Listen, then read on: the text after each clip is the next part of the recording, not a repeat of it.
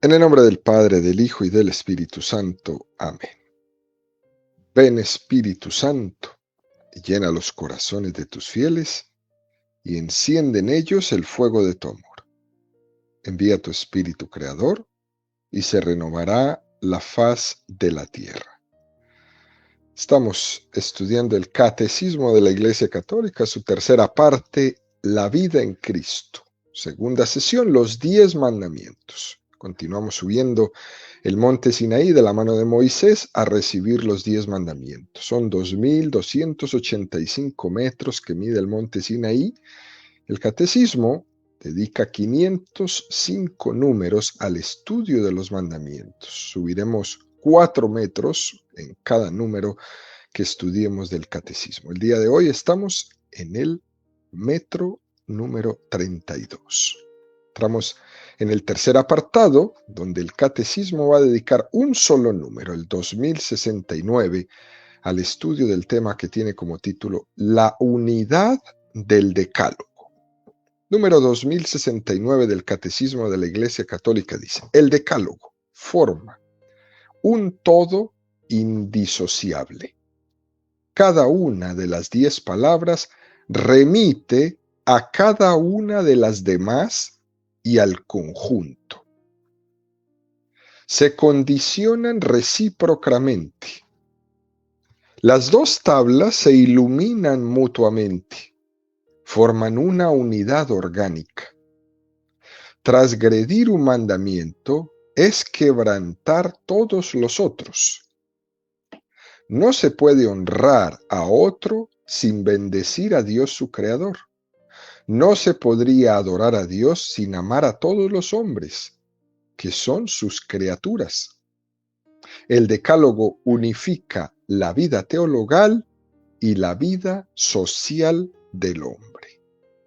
Es un número extraordinario muy profundo, que nos va a regalar el Catecismo una iluminación tremenda en esta catequesis.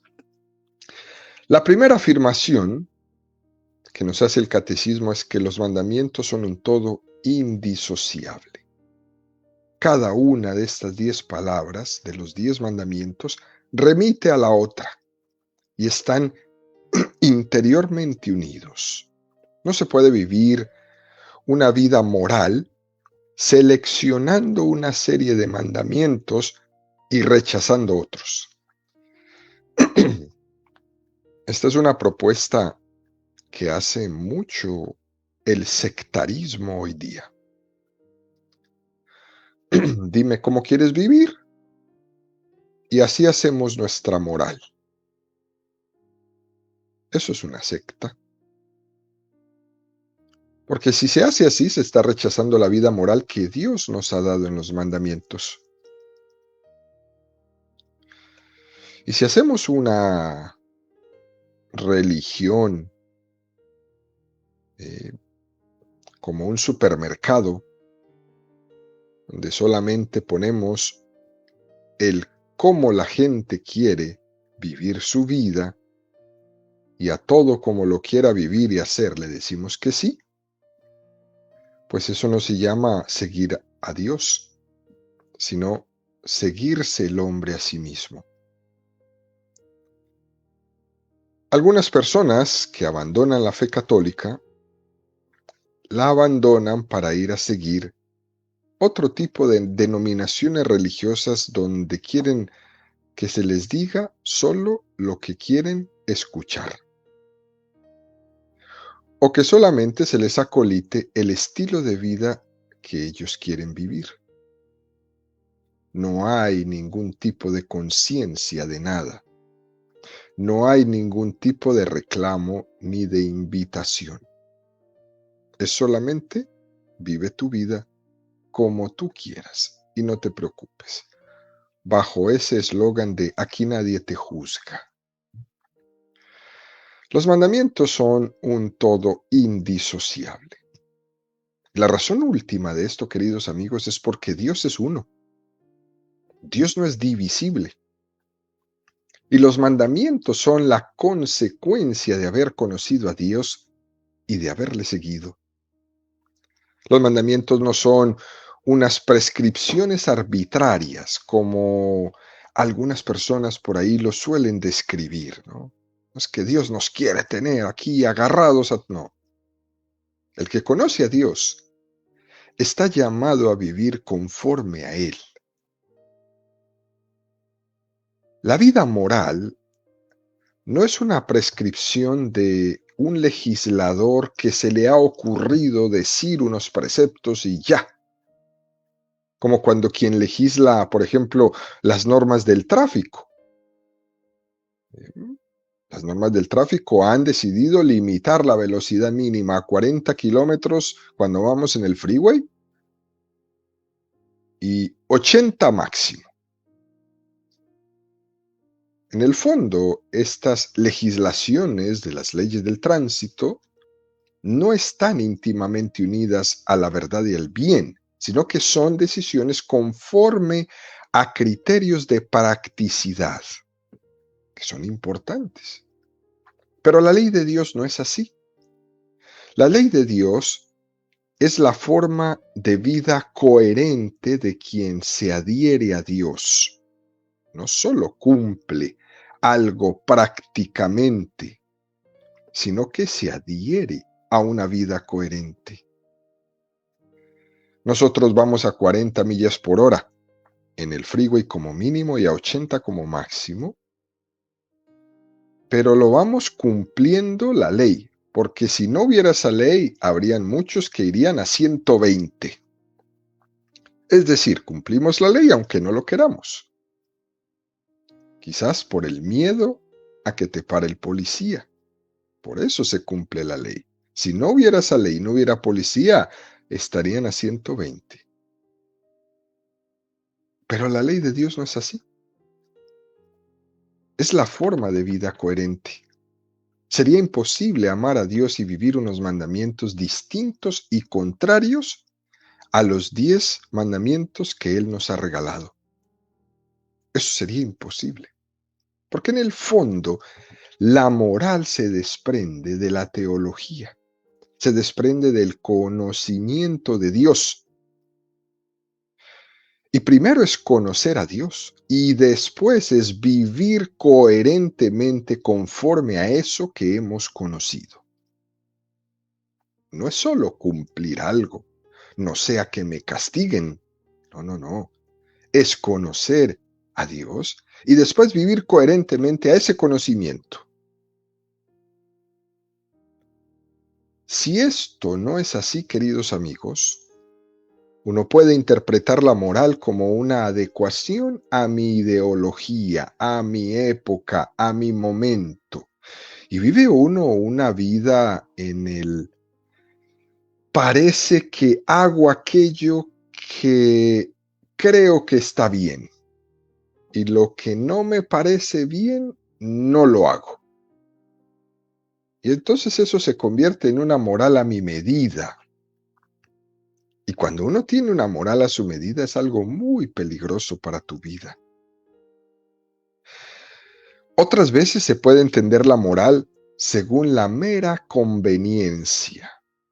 Y al final, si no vives como piensas, acabarás pensando como vives.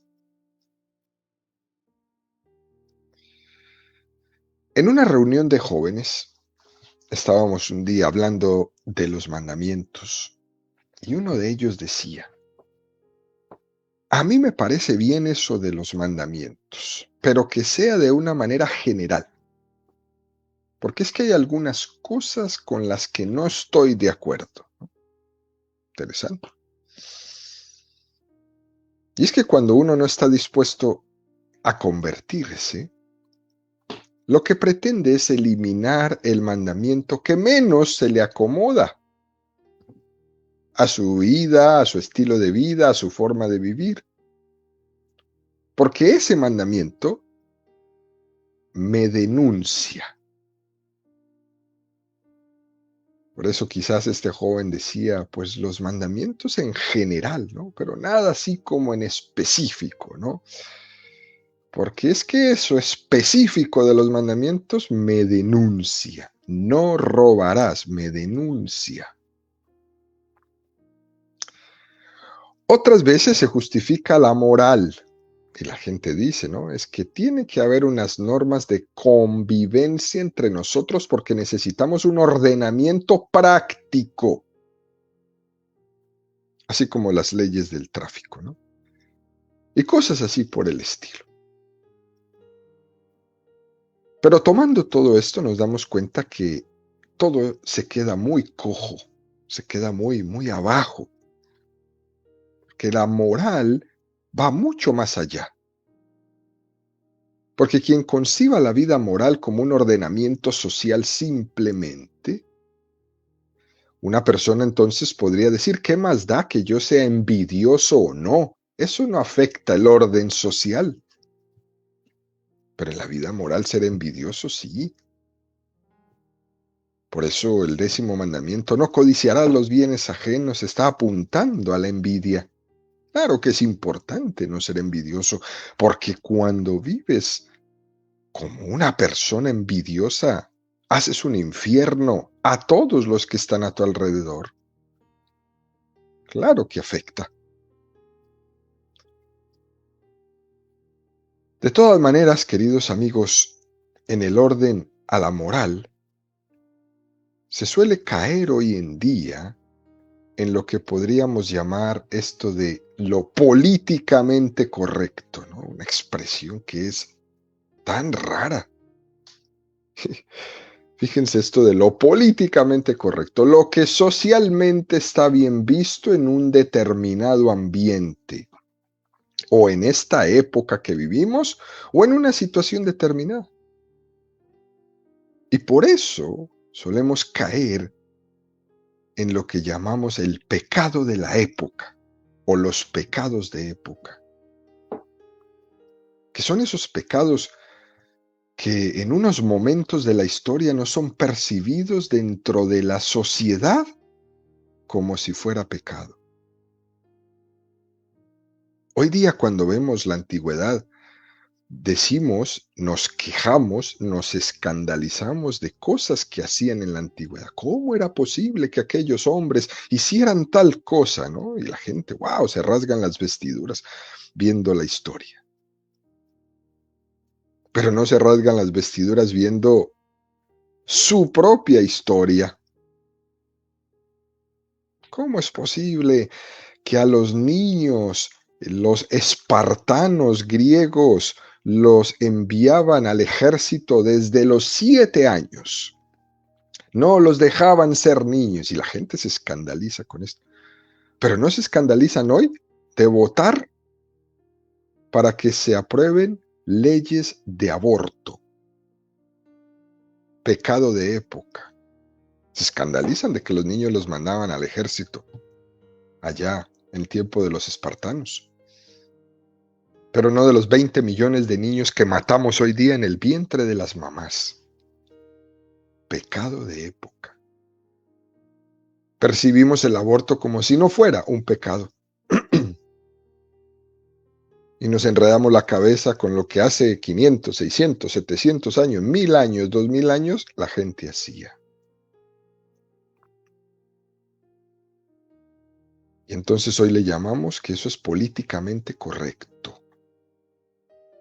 Lo que socialmente se está percibiendo en nuestro ambiente como bien. Y entonces la gente cree que porque todos dicen que está bien, entonces está bien, aunque sea matar. Pecado de época. Cuidado con esa expresión políticamente correcto que puede ser uno de los pecados más graves que podamos cometer. Y le estamos dando el aval bajo esta expresión. Por ejemplo, en la época victoriana, en el siglo XIX, la sociedad en general era muy sensible hacia unos valores del respeto externo. Por ejemplo, del recatamiento en la forma de vestir, de la pureza, todo esto. Y no había ninguna sensibilidad hacia las injusticias sociales, hacia los pobres, por ejemplo, donde de hecho se admitía, por ejemplo, la esclavitud. Se admitía la esclavitud Y la gente se medía las mangas de las manos y los vestidos para que no fueran demasiado cortos para poder entrar en la misa, por ejemplo. Pero se podía tener esclavos. ¿Mm? Unas contradicciones tremendas, ¿no? Pecados de época. Mientras que hoy día vivimos lo contrario.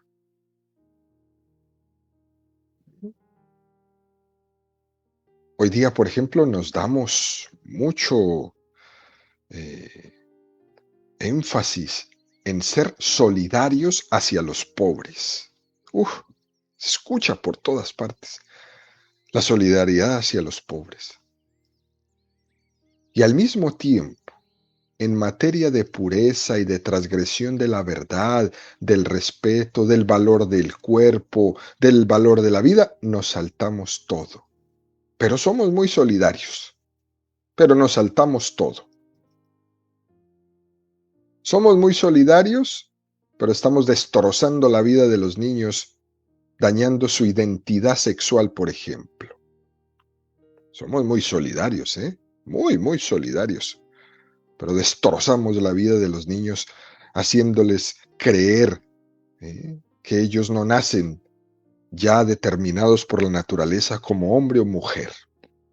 Y somos muy solidarios destrozando esta psicología de lo que es lo natural,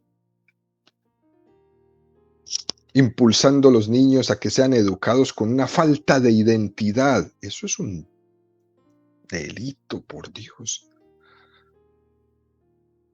Pero somos muy solidarios con los pobres. Impulsamos el aborto, pero somos muy solidarios con los pobres. Matamos a nuestros ancianos en la eutanasia, pero somos muy solidarios con los pobres. Cada época tiene sus pecados de época. Y esto sucede porque no entendemos la moral como un conjunto coherente y que es la consecuencia lógica de haber conocido a Dios y vivir según su amor.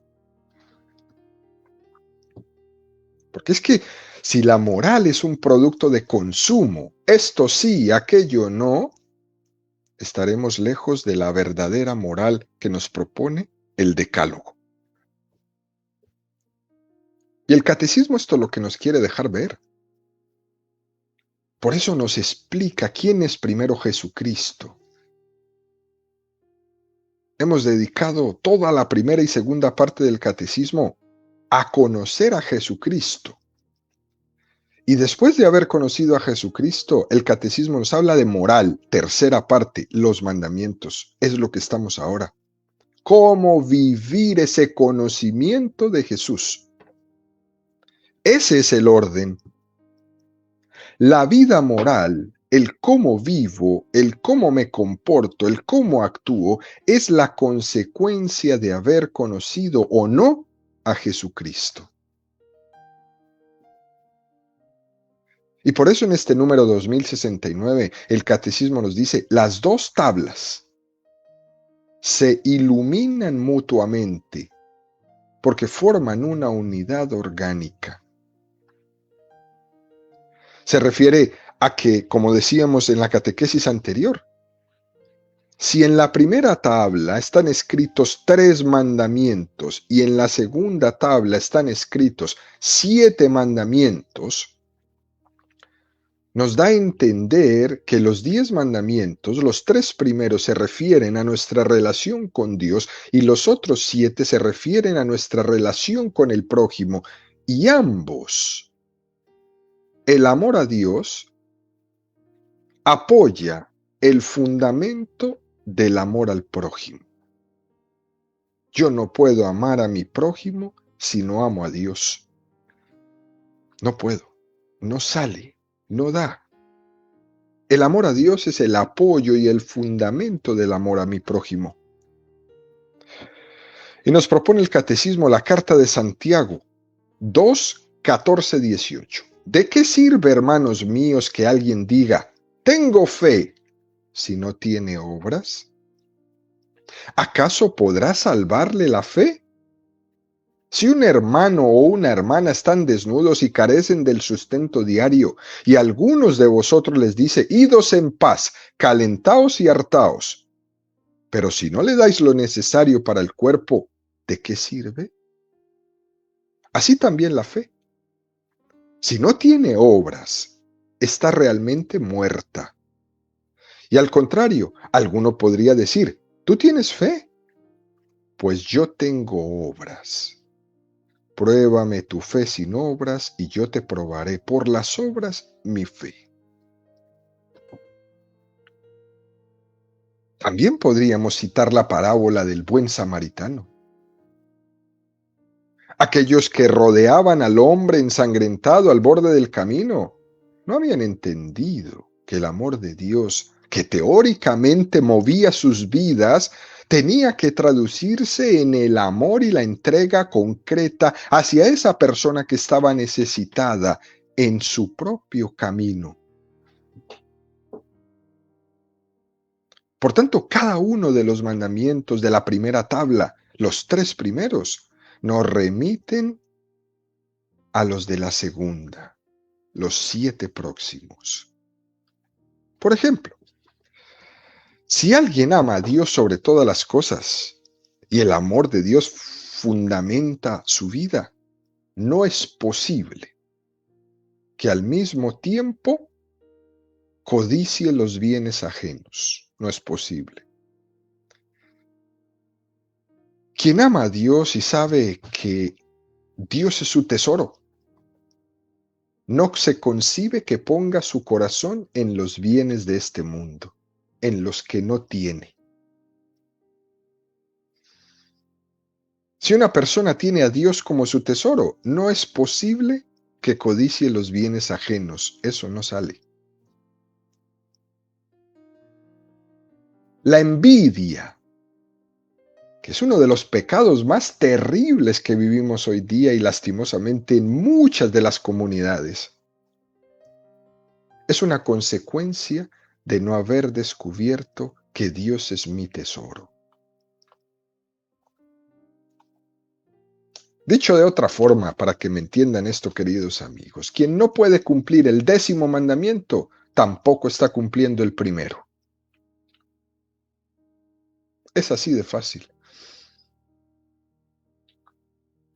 Otro ejemplo.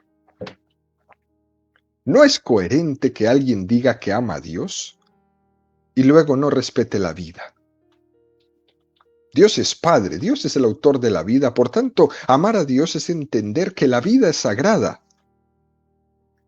Todas esas manifestaciones en favor de la violencia, del terrorismo, del aborto, de las experimentaciones científicas sin ningún tipo de moral, que no respeten la vida, toda esa violencia que se genera contra los niños no nacidos aún.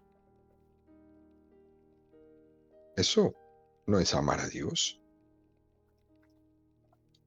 O también es incoherente que alguien afirme su creencia en Dios y su amor a Dios y al mismo tiempo no vive en coherencia con el 8º mandamiento. Ir mintiendo por todas partes, escondiéndose. Dios es Dios de veracidad. Ante Dios todo está claro. Todo. Y lo que hacemos cuando mentimos es engañarnos a nosotros mismos, porque Dios lo conoce todo. Otra incoherencia es la de quien afirma creer en Dios y esté pecando contra el 4º mandamiento de honrar a su padre y a su madre, respetando su autoridad. Dios es el autor último y fundamento último de toda autoridad y se la ha entregado a nuestros padres para que la ejerzan. Detrás de mis padres, detrás de mis superiores legítimos, detrás de ellos está Dios. Por eso, el día que tú tengas autoridad, detrás de ti estará Dios, que es quien te la ha dado. No te hubiera sido o no tendrías autoridad si no te hubiera sido dado de lo alto, le dijo Jesús a Pilato, con todo el respeto que Pilato se merecía, Jesús lo respetó y le dejó claro que su autoridad era una autoridad válida, pero que había sido dada de lo alto. De otra forma, podríamos nosotros decir que quien no cree en Dios, pues los 10 mandamientos le van a reventar su vida. Por eso muchas personas prefieren ni siquiera conocerlos. Y así podríamos irnos, ¿no? En cada uno de los 10 mandamientos. De esta forma los podríamos repasar cada uno. A mayor conciencia de hijo, mayor conciencia de hermano. Yo no puedo estar diciendo Dios es mi Padre y luego tener enemigos por todas partes. Yo no puedo estar diciendo Dios es mi Padre y mañana matando a mi hijo. También se puede decir, yo respeto la vida, busco la verdad, respeto la autoridad de mis padres, soy generoso con mis padres, ayudo, soy solidario. También yo puedo decir eso y lo podría decir de manera inversa. Respeto la vida, busco la verdad, respeto la autoridad de mis padres, soy generoso, pero sin que eso conlleve que yo reconozca a Dios como centro de mi vida y de mi corazón. También puede haber incoherencia en este sentido, que es como pretender vivir unos valores morales sin reconocer la vida y que la fuente de esa vida es Dios. También se podría intentar vivir la vida, como dicen algunos, me porto bien, yo no mato, yo no robo, pero yo no creo en Dios.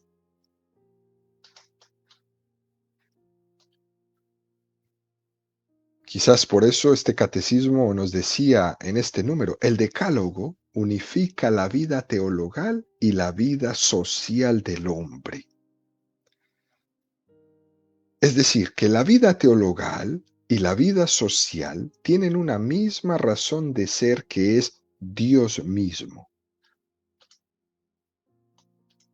No podemos sacar a Dios de la vida social, porque ahí es donde hemos llegado a la sociedad que tenemos hoy día, que se ha esforzado tremendamente por sacar a Dios de todos los lugares, de las oficinas del gobierno, de las oficinas del presidente, de las oficinas de los legisladores, de las escuelas, de las estaciones de la policía, de las estaciones de los bomberos, de todas partes, de todas partes. Es más, hasta de las iglesias. Eso que se dice de algunas personas, eso de que esta es una persona buenísima, no cree en Dios, pero es buenísima gente. Eso que se escucha por ahí. Lo que suele ocurrir es que detrás de esa cerrazón a la fe, lo que suele haber es un apego demasiado fuerte hacia sí mismo, hacia su ideología, hacia un pensamiento, hacia una corriente o hacia una postura muchas veces muy orgullosa o tantas otras cosas que suceden alrededor. Nos podemos ir, ¿no?, con esta idea de que basta con ser bueno y ya. Yo no creo en Dios, pero soy muy buena gente. Es que eso no, esas dos cosas no se pelean. Usted tiene que ser bueno, demasiado bueno, tan bueno que tiene que ser santo, pero tiene que creer en Dios, porque si no, ese bueno que es pleno y puro egoísmo suyo que se busca a sí mismo con su bondad, con su bondad. Al final, la experiencia nos dice que esa supuesta integridad moral no se da en todos los campos de la vida. Cuando se rechaza a Dios como el origen de nuestras buenas obras y de nuestra buena vida moral. entonces toda esa integridad es solamente en una partecita. Después vemos otros campos de su vida y son un desastre.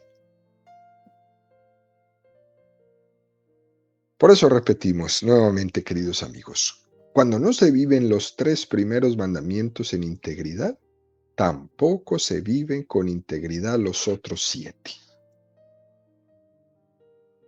Santiago 2, 8, 11.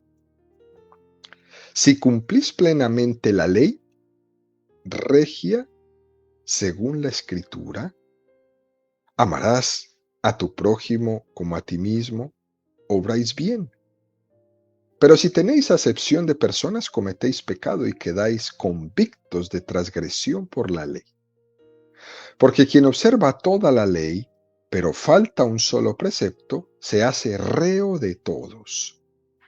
Pues el que dijo, no adulteres, dijo también no mates. Si no adulteras, pero matas, eres transgresor de la ley. También esa coherencia también tiene que estar entre los 7 mandamientos de la segunda tabla del Decálogo. Es muy típico que en nuestros días valoramos supuestos ideales de solidaridad con los pobres, con los más necesitados. Al mismo tiempo se desprecia la virtud de la vida, el respeto a la vida, el respeto a la persona humana, el respeto a su género natural, como si no tuviera esto ninguna importancia. Y eso ocurre como consecuencia de que no es Dios la fuente de los valores de nuestra vida, sino que la fuente son nuestros propios pensamientos, nuestras propias concepciones. De la misma manera que alguien tenga un trato exquisito con sus padres, con su papá y con su mamá, pero cuando sale de su casa, es tremendamente cruel con sus compañeros, con sus subordinados, en su trabajo.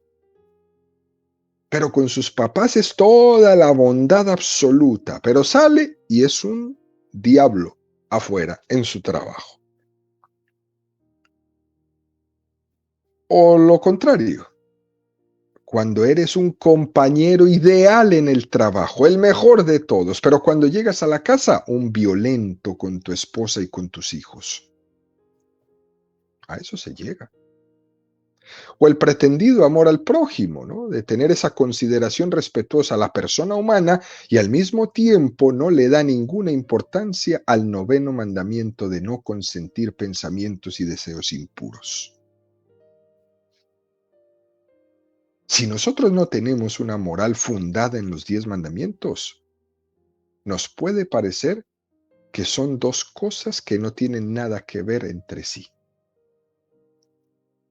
Sin embargo, la experiencia nos demuestra que cuando alguien vive en impureza o cuando alguien está cosificando a otra persona, cuando la mira como un objeto de deseo, no la está dignificando.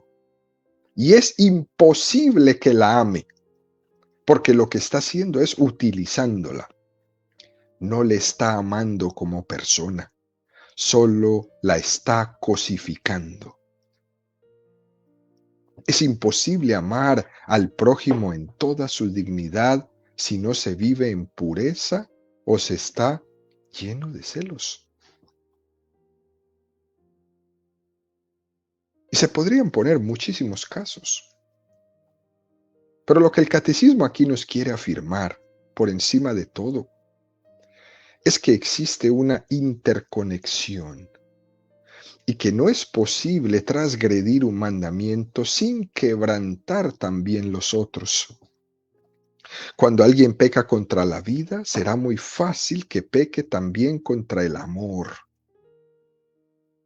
Hay quien piensa, por ejemplo, que el aborto provocado en el seno del matrimonio, porque ahora nos rompe nuestros planes de libertad, como dicen algunos por ahí, piensan que ese aborto no va a afectar el amor dentro del matrimonio.